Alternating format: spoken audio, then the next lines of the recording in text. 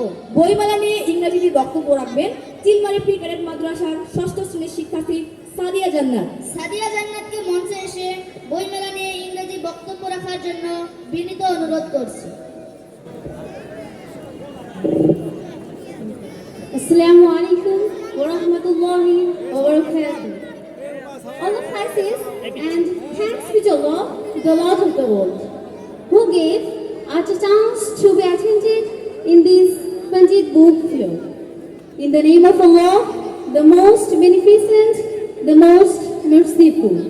Dear audience, I'd like to say something about book fair. It's my pleasure to get a chance to say something in that sort of vital place. Especially, I thank those who organized the book fair. Warm welcome to all of you in this 7th Panjit book fair. My full name is Sadia Jannat. I am a student. I read in class 6. The name of my madrasa is Chilmari Pre-Cadet Madrasa. Books are the most important part of our life. Our life would be meaningless without books. Even a nation can't see the light in its future without the light of education and books. A book fair is one of the sports where every kind of book is available at a book fair.